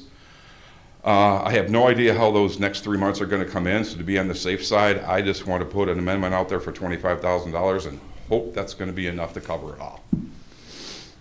And then within the building department, retiree healthcare OPEB is tracking well over budget, which was unexpected, but it's due to the old director and his spouse. The account is on track to be about $8,500 over budget, and that's the recommended budget amendment. Last one under the general fund is operating transfers out. The transfer to Independence TV needs to be increased $7,000, and that's basically to account for the increased health insurance of the new ITV manager. Yeah. Now, what did all this do to the bottom line for the general fund? Well, the budget right now, the way it stands, it has a planned deficit of $1,335,892. These amendments will basically take it to a $10,907 deficit. However, that number is probably not even going to be right either. It's going to come in as a surplus budget because we haven't really even eyed up the departments themselves, and most of them always come in under budget. So I expect this to be probably in the neighborhood of anywhere from $50,000 to $200,000 surplus budget when all is said and done this year. So that's a nice swing. Moving on to the road millage fund. Basically, when we were budgeting for the road millage fund, the expenditure out there, we always put the maximum amount out there that we could spend, basically zeroing the account out. Well, all invoices are in, and there's no reason to have that number out there any longer because it's distorting the actual budget itself. So we need to reduce that line item by $2.3 million. I have a question. Sure. And that's from the millage, right? That's from the millage, And where correct. does that money get held? It's in our bank. It's It's- just It's actually in a separate It's in a account. dedicated account. It is in a separate dedicated account. Okay. yes. All right, thank you. Let's see. That's because it's a millage, it can't, it's a separate, can't be touched. Keep it separate. We gotta figure out what to do with it still. Right. So what this amendment will do, it was a planned deficit of $945,000, and it's going to take it to a surplus of about $1.3 million. Moving on to Independence TV, it's basically the same thing that I said about the operating transfers out. These adjustments for Independence TV just cover the additional health insurance for the new ITV manager. And those are the amendments. Okay, Do you have any questions? sure. Board members, any questions, comments? Nope, very thorough as always. Members of the public? No? Anyone on TV? Any comments, questions? None? Okay. Any member would like to make a motion? Can you make it based on number 32 amendment, or do you gotta read all this stuff in the box? Yeah, you just read that as presented. Okay. I'll move to approve the 2022 budget amendments, number 32, as presented. Okay, Support. okay. Motion has made, it was second. All those, what? I was joking that it was a tie, so Carrie can write whoever she wants. All those in favor? Say Aye. Any opposed? Motion carried. Thank you. Thank you. All right. Rick, you're still on the podium. Still up here. Yeah. Now, this is the final step of the budget process. It is the approval. There is a resolution which is in front of you. I can tell you that the resolution hasn't changed in any way, shape, or form except for the dates and the numbers that are in there. The actual policies and the rules, they're all identical to what you've approved in the past years. And that's really about all I can say to you about it at this point in time. You guys just need to approve it or not approve it. Can I ask a question? Sure. Sure. So as far as the approval process limits, at which point are we able to have a discussion to raise the purchasing power of the department heads without board and supervisor approval? Isn't that in this? It does touch on that, but there are other policies that need to be addressed as well, and I believe we are going to be addressing those in January or shortly after the first of the year. Obviously, this one will be adjusted as well because there's a budget policy that flows with this as well, along with the purchasing policy. I think those are the three that really probably need to be changed. But as of right now, with this, what you're going to approve, it has not been changed at this point. So there's been discussion and intent to have a discussion on whether or not we should raise those purchasing limits? Yes, there has without been. board approval? It's been real brief, but yes, I think All the right. intent is And I just asked that definitely there. because I've talked to a lot of the directors and you know, what the value of money 10 years ago is different than the value of money now, and I just thought it would be warrant a discussion about that. So that's something you would pursue or move forward, or supervisor? Yeah. It's going to be more the supervisor. Yeah, we talk about that. We're gonna look into. Okay. For I sure. did- It was in this package, so It that's the absolutely reason that I addresses it brought in up. there. Yes, it does. Yeah. Okay, Yeah. thank you. But those are going to be We'll work on hopefully it. the old rates, Carry on. or the old rates. Yeah, I think it's good. No, yeah, it's a good idea. So we will work on it. Okay. Any other questions? No? Anyone on the public? TV? None? Okay. Anyone would like to make a motion? Oh, go ahead. I'll move to adopt the 2023 General Appropriations Act resolution as presented. Second. Okay, it's roll call. So, Treasurer Brown. Yes. Trustee Morocco. Yes. Trustee Alamothu. Yes. Trustee Ritchie. Yes. Trustee Stoyan. Yes. Supervisor Aliaga. yes. And Clerk Newbeck, yes. Motion carried. Okay. Thank you very much, I appreciate it. Thank you, Rick, for Thank all your you. hard work. We have Dave McKee. Hi, Dave. Greetings, everyone. Hi. Good evening. Merry Christmas. Merry Christmas. Happy New Year. So tonight, this agenda item is for lease renewal. So as the board's aware, we lease part of our property at DPW to Heidecker Wheat Lake. They are electrical subcontractor for DTE. They've been doing this for quite some time. Been excellent tenants. They've been really good tenants, and their lease agreement is up. This one before you tonight is for a 2-year renewal. We did have a 5% increase in the monthly fee that we charge them for the lease, and the new agreement, this is the 6th Amendment, just to show you how long we've been doing this. The new agreement was drafted by Dan Kelly's office, and also we do have in there that there's an option for an additional 2 years at the end of this 2-year lease. So this is just to get board approval because the current agreement expires at the end of this month. Looking to get board approval to extend their lease agreement for another 2 years. Mr. Supervisor, can I just ask you a quick question? Sure. Do you think this I mean, I know it's been there and they're out there and that, been there a long time. Do you think it benefits us to be able to have their equipment so close when we have catastrophic failure and things that they're basing, their units out of Independence Township opposed to a neighboring community? Yeah, I can't say that it doesn't help us. I It can't seems say it like does it help would. us, but, their big deal is when they renew their contract with us, or they want to renew their lease with us, that's based on if they renew their contract with DTE. Because that's the thing, if DTE renews it with them, so having them right here in our backyard doesn't hurt. That's the best thing I can tell you. It really doesn't hurt. They've helped us out. We've helped them out a little bit, with just minor stuff that it really pays off. They're a great neighbor, and they've Do they been use good your stewards of the facilities at all? property. What's that? They use the facilities at all? Well, everything there. They have their own trailer and all that. It's fenced off, Yeah, but we right. do have a gate that we can get in there, and if we need to, we've had to use that property before when we were doing some work at DPW. We opened up the fence so we could get our equipment out that way, and vice versa. We've helped them out too at times where they've lost yards throughout southeast Michigan, and they had to relocate about 50 trucks in one day. And he asked if we could bring them over for 2 days to keep them until they found their new home. And we don't really provide any infrastructure to them at all? Now they got a water line, that's about it. We send them a Okay. bill. That's about it. It's like good money. I can't remember how long ago it was, but we evaluated the rental price, which isn't always easy to figure out because you're renting dirt, basically. Right. Yeah, But we evaluated it was a good rate. it was a good rate. Yeah, that It was seems a like very a good good- rate, yeah. good Very good price. rate. Plus we get a 5% kicker on this one for the next 2 years. Which is in the budget. Which is in the budget. Of course it is. Sorry, Rick. All right. Any Everything's other, in the budget. any other questions for board members? Comments? I'll make a motion. Sure.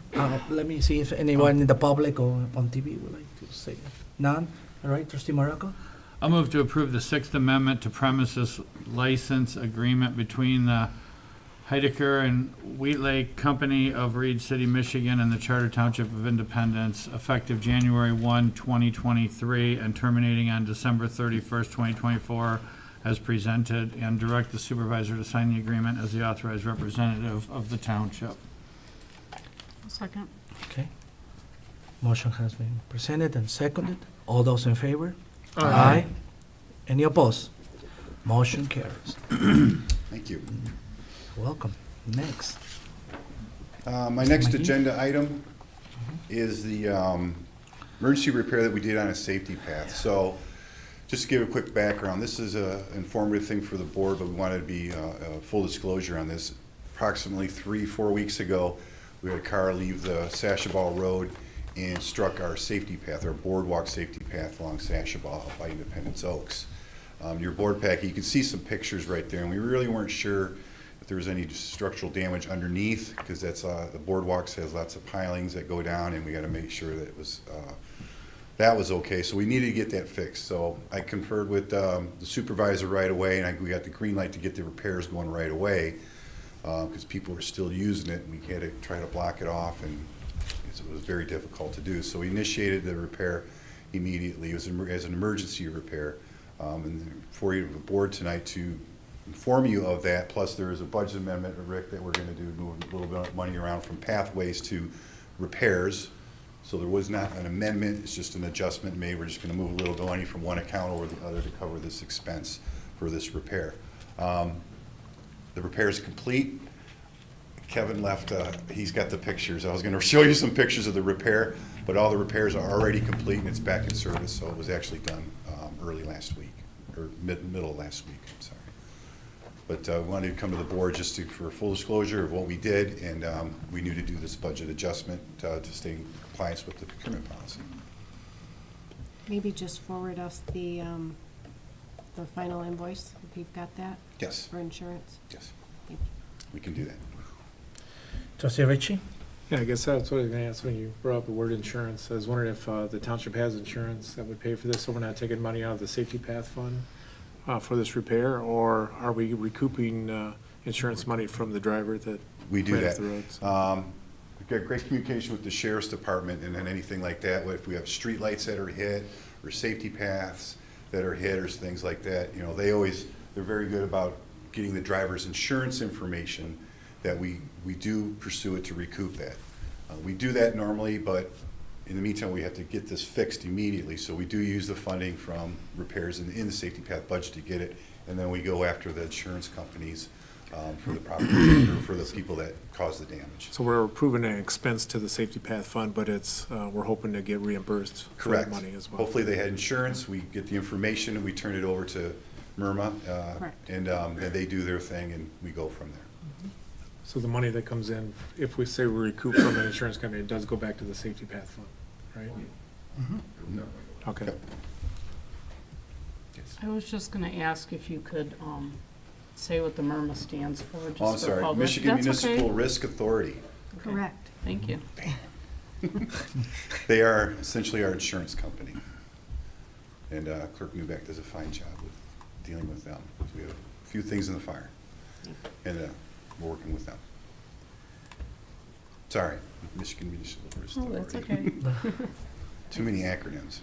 Okay, any other questions? No? Any member of the public? No? Anyone on TV? Any questions, comments? None? I'll move to authorize emergency repairs to the Safety Path system as described and accept the quote received from LJ Construction of Clifford, Michigan, to conduct the repairs in the amount not to exceed $12,706.57. I'll second. Okay, motion has made, supported. All those in favor? Aye. Any Aye. opposed? Okay, motion carried. Thank you. All right, next, Number 3. number 2, yeah. Which one is this one? This one Oh, is a supplement. request to approve a supplemental services agreement. Okay. ACA. All right, I got it marked here. As the board is aware, and for the benefit of the new board members, we engage with, I get their name messed up all the time, Auger, Klein, and Aller Architects to do some interior design work for the DPW building. Fire department also did the same thing. We engaged with this company too, because we were gonna, project we're doing is to interior renovations.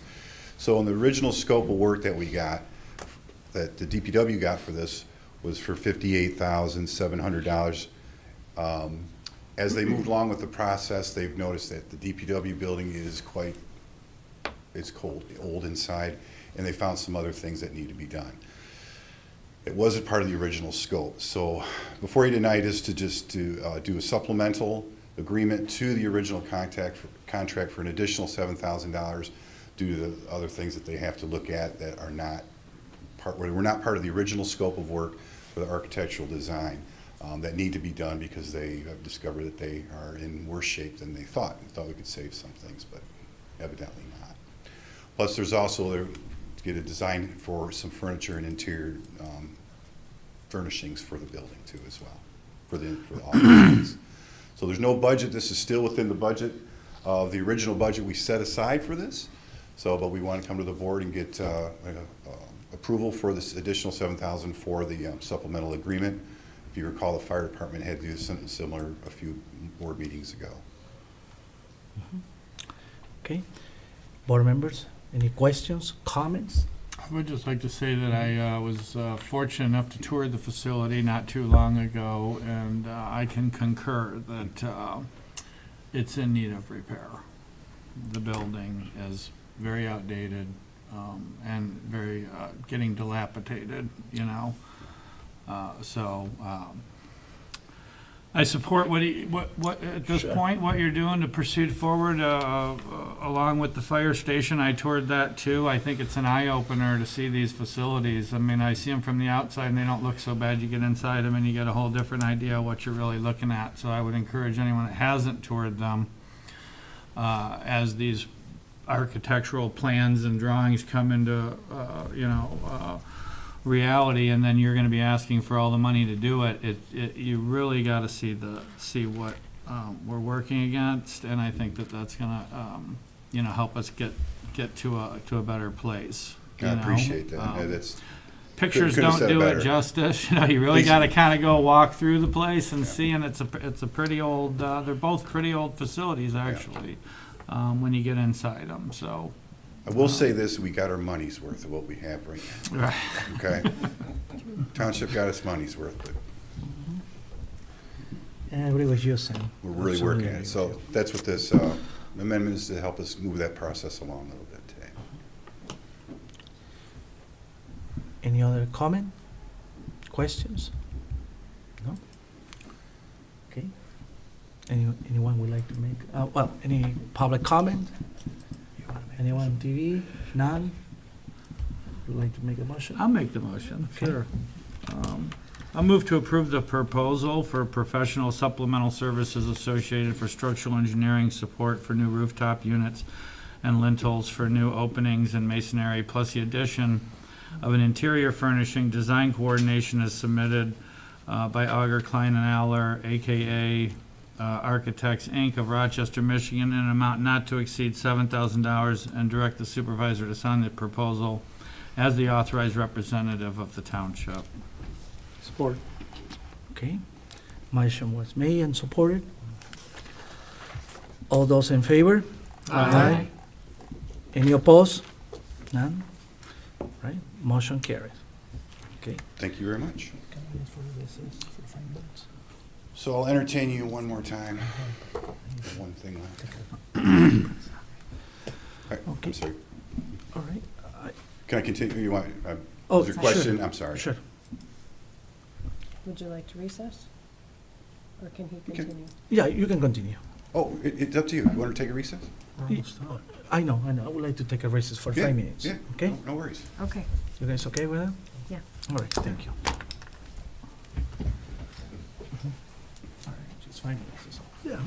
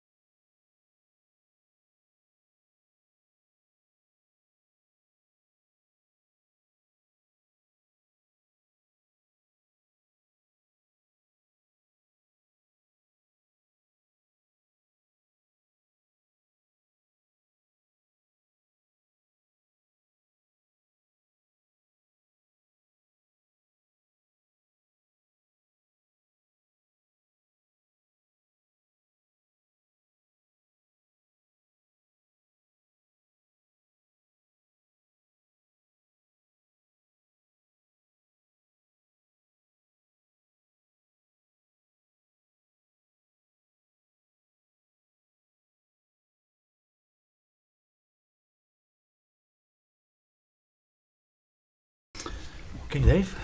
Thank you. So I want to make a disclaimer that I need to go right out of the bat here. The MMRMA stands for Michigan Municipal Risk Management Authority. So I misspoke on that, so I got a little bit of a business there on that, so make sure that's clear. My last item for you folks tonight is the request to approve bond legal counsel for our fiscal year 2023 Drinking Water State Revolving Fund. The board is aware that the township has been awarded over $5 million to do a water main project. This is 100% loan forgiveness, which is great. It's for a water main project that we're going to do on Parview and off on the north side of Walden, by Cherry Lawn, and kind of streets down in that way. This is really a great project. We've been working a long time to get this funding. So part of the process, what we have to do is secure bond counsel to go through the state process to get the money and to do the project. We were informed by the state that we don't need financial advisors for this, which I'm going to double check on that, but they told us we don't need to do that. So, but we do need bond counsel.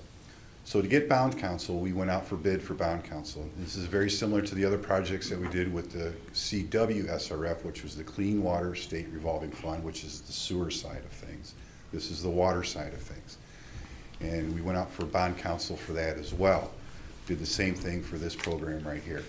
So as most of the board members are aware that we did have a little bit of a couple hiccups with the bond counsel that we had.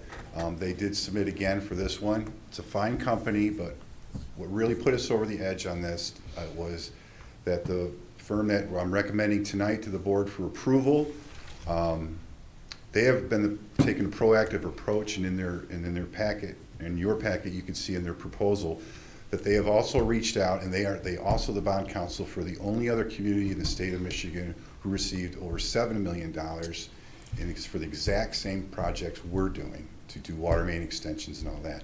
And they've also were very proactive, and in the proposal they reached out to the Michigan Finance Authority to understand exactly how this program is going to work, because this is a first for Michigan. This money is coming through the federal bipartisan infrastructure law, which is a federal program that allocated, billions of dollars to states for projects such as this as infrastructure law. So as you can see on there, Miller Canfield is the firm that we are recommending. They weren't the low bid, but their proposal and the highlights on the proposal was that they are the bond counsel for the other firm doing exactly this. They've already reached out to the FM, Michigan Finance Authority, don't want to use any more acronyms, to see exactly how this program is going to work. Plus, they are well-known in the state, and the funding for this project is part of the $5.1 million. We budgeted in our application for this, the $5.1 million, we budgeted $32,000 for bond counsel. This is $28,500. So we're going to, recommendation tonight, plus with our engineering firm that was board approved, is also recommending that we go with for our bond counsel for the 2023 DWSRF program. Any questions from board members? Any comments? Anyone in the public? Dan, would like to? No? Okay. Anyone on TV land? No? Any comments, questions? Okay. I'll move to accept the bid proposal submitted by Miller Canfield of Detroit, Michigan for bond counsel services in relation to securing financing for Independence Township's fiscal year 2023 Drinking Water State Revolving Fund project for an amount not to exceed $28,500, and authorize the Public Works Director to sign the engagement letter as the authorized representative of the township, subject to township attorney review of the same. Any support? I'll support. Okay, Terry has made the motion and Ron seconded. All those in favor? Aye. Any opposed? Motion carried. Thank you very much. Appreciate it. Thank you. Next, we have our Treasurer Paul Brown. Before you start, Paul, I want to thank you so much for helping with this meeting. Thanks, appreciate You it. bet. As the board will recall, this process started before Supervisor Aliaga took office, and I had been kind of pulling it all together, and given all the things we had going, I was happy to assist and just finish this up. This typically will come from the supervisor's office. The board approved awarding our general counsel prosecution, and we were continuing to consider the Township Tax Tribunal and property tax and assessment-related legal services, and that we would bring these back once the subcommittee had met. That happened, and so our recommendations are here, along with contracts for these services. And we do recommend keeping the tax and tribunal and property tax assessment-related legal services with our current attorney for that. Okay. Any comments, any questions from board members? No? This one is for roll call, by the way. Any question for the public? Dave, any questions? No? Any questions or comments from people from TV land? I know it's one person there. None? Okay. Ron? Just one comment. A and B, we already approved, but they're on the agenda again tonight because of the, is it a change in their contract? that No, we received? just agreed that we would bring the contracts back because we didn't have it as part of the approval. Okay. So Okay. we need to do all three of them again then? Yep. All right. Okay. Any board member would like to make a motion?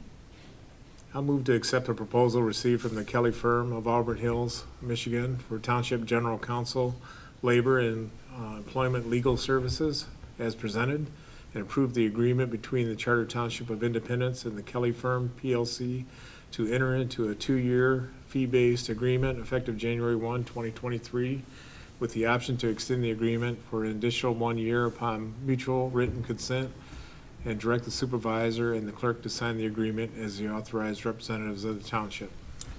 I'll Yes. second. Okay, motion has made and supported by Clerk Newbeck. And it's a roll call, so. Trustee Morocco? Yes. Trustee Alamothu? Yes. Trustee Ritchie? Yes. Trustee Stolian? Yes. Supervisor Aliaga? Yes. Clerk Newbeck, yes. And Treasurer Brown? Yes. Motion carried. Okay. Motion B. I move to accept the proposal received from Carlston Cooney LLP of Clarkston, Michigan for prosecution and code enforcement legal services as presented. Approve the agreement between the Charter Township of Independence and Carlston Cooney LLP to enter into a 2-year fee-based agreement effective January 1, 2023, with the option to extend the agreement for an additional 1 year upon mutual written consent, and direct the supervisor and clerk to sign the agreement as the authorized representatives of the township. I'll second. Okay. Motion has made and a second. Roll call, Madam Clerk? Trustee Alamothu? Yes. Trustee Ritchie? Yes. Trustee Stolian? Yes. Supervisor Aliaga? Yes. Clerk Newbeck, yes. Treasurer Brown? Yes. And Trustee Morocco? Yes. Motion carried. Okay. Motion C. I'll move to accept the proposal received from Rosati, Schultz, Jopik, and Amsbuler of Farmington Hills, Michigan for tax tribunal and property tax and assessment-related legal services as presented. Approve the agreement between the Charter Township of Independence and Rosati, Schultz, Jopik, and Amsbuler PC to enter into a 2-year fee-based agreement effective January 1st, 2023, with the option to extend the agreement for an additional 1 year upon mutual written consent, and direct the supervisor and clerk to sign the agreement as the authorized representatives of the township. I'll second. Okay. Motion has made, has been second. And roll call? Trustee Ritchie? Yes. Trustee Stolian? Yes. Supervisor Aliaga? Yes. Clerk Newbeck, yes. Treasurer Brown? Yes? Trustee Morocco? Yes. And Trustee Alamothu? Yes. Motion carried. Motion carried. Okay. I know, I was trying to I think think of that will be all. We don't have a closed session. So we have communication and future agenda. We have the 2022 actual to budget comments to period ending on November 30, 2022. And number 2, report Oakland County Sheriff Department monthly report, November 2022. Board members' comments. I have a quick comment. I met with the people from Pine Up, and they agreed to donate $60,000 for gravel. That was very nice, and actually they sent me an email, and I forward that to Treasurer Brown, and we're gonna be sending them an invoice letter for that. It's very nice of Pine Up that they contribute $60,000 for our community. That's a good news I wanna share with all of you. And, Is it 60,000 for gravel for the road? yes, Just correct. like they're donating for gravel, then the road commission would still apply it and? Yes, Is that what we're doing? that's right. Like we do with other dirt road type? Absolutely, absolutely, yes. Actually, Jerry Fisher is the one who contact me with them.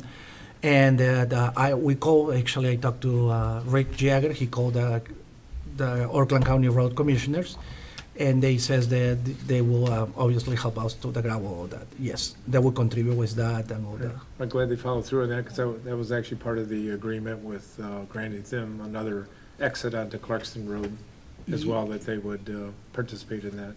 Yes, What Clarkston activities? Road to Waldon Road.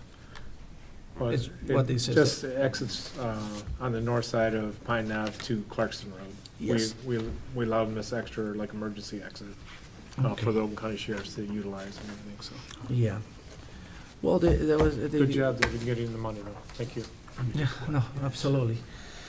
And, we can keep. there will be, let me see what, if I have anything else here.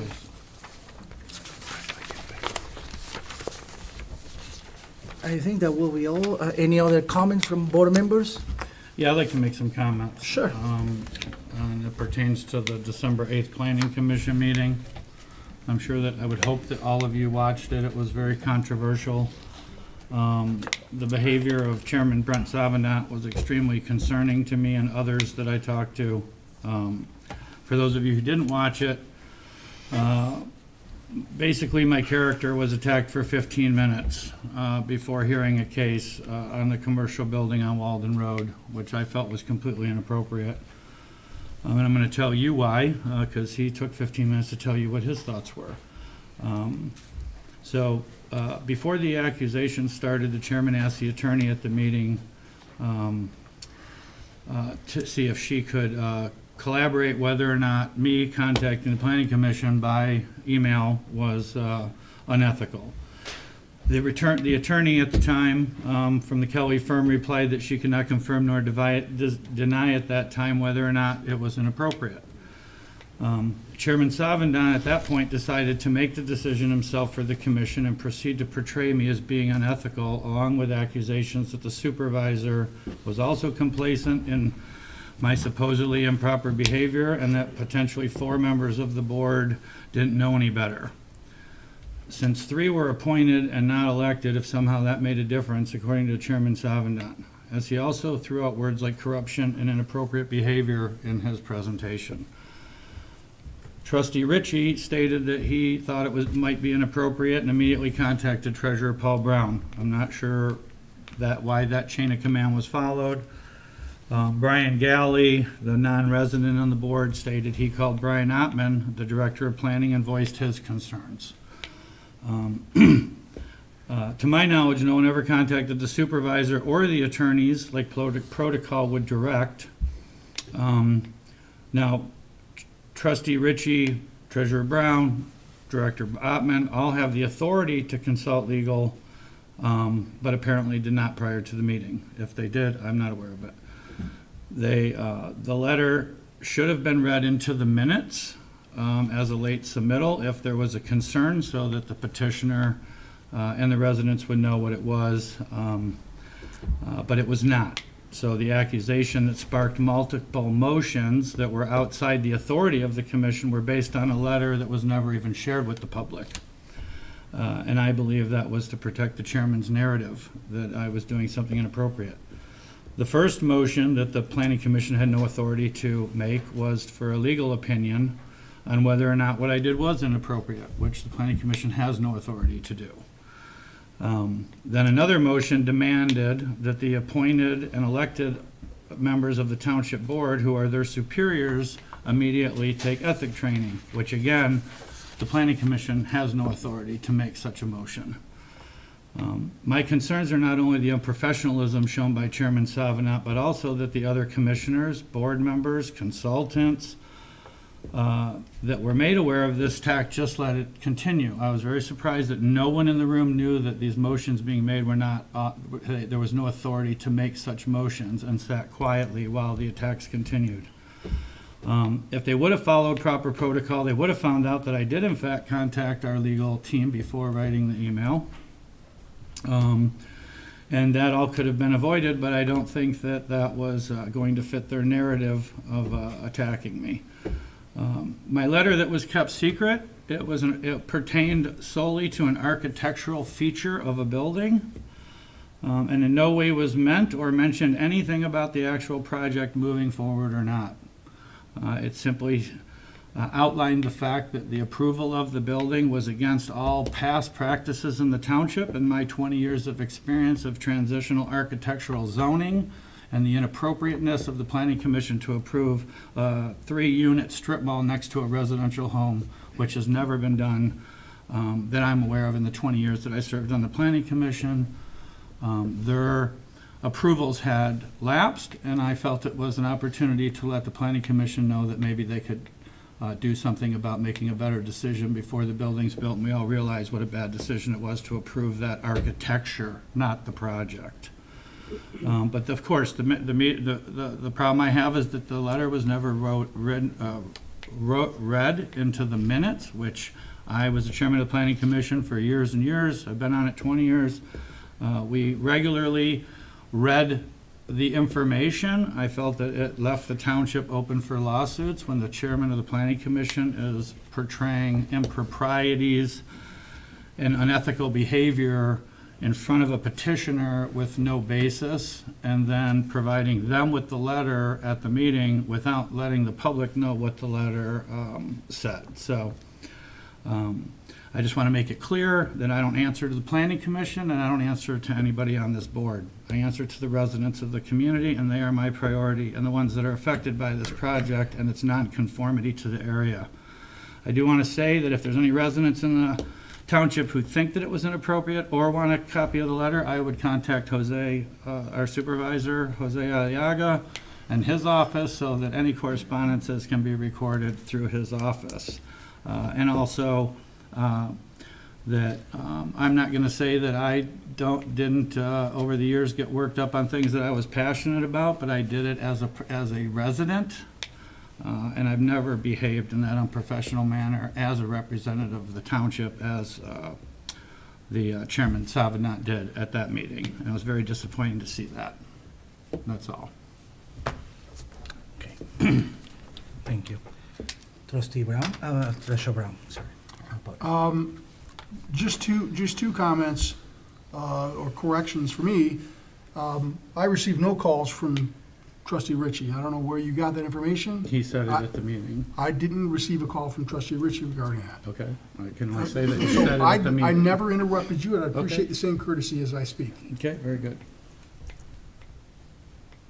When I saw the email from Mr. Savinat prior to the meeting, I did speak with the supervisor about it and I told him I was concerned. Okay. You said that I took no action. I immediately I took, wasn't aware of it. please don't talk over me. It's not a back and forth. You Sure. speak, I speak. Okay, so I informed the supervisor of the email that was sent and the letter before the meeting happened. I Okay. took immediate action. And I just wanted to clarify that because you indicated that we didn't. I did. Okay. All right, that's it. Thank you. Trustee Nelamat. I just have one quick comment. I appreciate you bringing things to light that you're not happy with, but I didn't appreciate that when you mentioned Brian Galley, you had to call out that he's a non-resident member. I think it's That- important. Well, it really had nothing to do with what you were bringing to the table right now, and I just thought that was a low blow, so. Okay. Okay. All right. Okay. Trustee Just Ritchie. wanted to comment, I guess, I'm not gonna debate, you know, the points of what Sam's brought up, other than the fact that, the total inappropriateness of what he did that night was approach, planning commission members in the parking lot before they came into the, meeting that night as well. So it wasn't just the email, it was some of the other activity that happened on that night as well, so. Okay. Asking us commissioner for a phone number, that was what I did. That's all I did. There was at least 2 commissioners that said you approached them and talked to them about that point on the agenda for the night. No, that's not true, but that's fine. You can say whatever. Okay, well, I need a motion to adjourn. Move to adjourn. Okay, Support. okay. All those in favor? Aye. Aye.